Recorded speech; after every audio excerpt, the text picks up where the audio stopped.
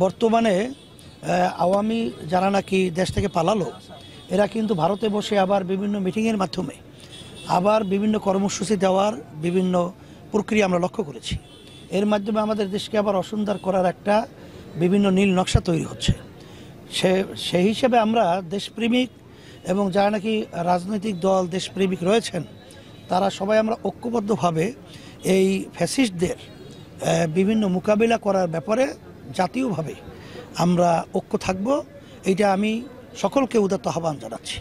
এ ব্যাপারে যেন আমাদের কোনো ঘাটতি না হয়।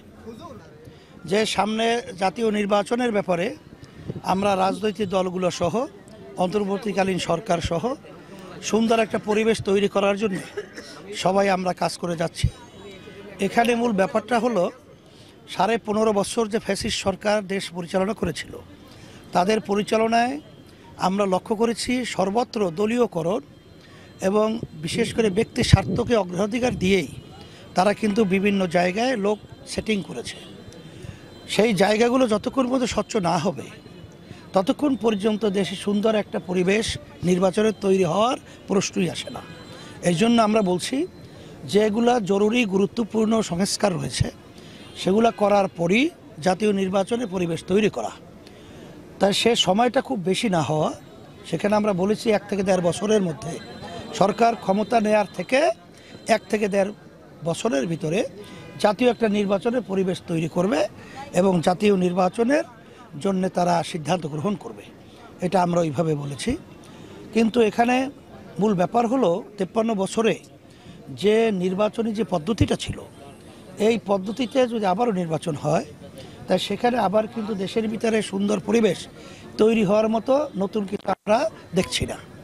কারণ এই পদ্ধতিতে যখন ক্ষমতায় যাওয়ার পরে তারা একক ক্ষমতায় যাওয়ার পরে ফ্যাসিস্ট হয়, তখন তারা এককভাবে জুলুম নীতি এইটা তারা নিজেরা বাস্তবায়নের মাধ্যমে বাংলাদেশের জনগণকে কষ্ট দেয় এবং দেশের কল্যাণের চেয়ে বিদেশিদের কল্যাণের অগ্রাধিকার তারা দিয়ে থাকে। এই জন্য আমরা বলছি পিআর সিস্টেমের নির্বাচন, যেটা 91টা দেশের মতো বাস্তবায়ন আছে, সেই পিআর সিস্টেম নির্বাচনে প্রতিটা ভোটারের মূল্যায়ন হবে এবং সেখানে সব দলই সংসদে যাওয়ার মতো পরিবেশ থাকবে। সেখানে একটা জাতীয় সরকার তৈরি হবে। এই জাতীয় সরকারের মধ্যে আশা করি দেশটা আবার সুন্দর একটা দেশে তাদের পরিচালনায় বাস্তবায়ন হবে। এই জন্যই আমরা এই দাবিটা তুলেছি।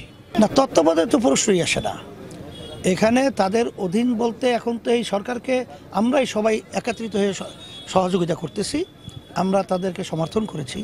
সেটা বিএনপি বলেন বা অন্য সব রাজনৈতিক দলই, তারা আমরা এই অন্তর্বর্তী সরকারকে তো আমরা সমর্থন এবং সহযোগিতা করতেছি। আর সাথে সাথে ইসলামী দলগুলো আমরা চাইতেছি আমরা একটা জোট গঠনের মাধ্যমে ইসলামের পক্ষে একটা বাক্স পাঠানো। এইটা আমাদের এখন চিন্তা এবং এইভাবেই আমরা কাজ করছি।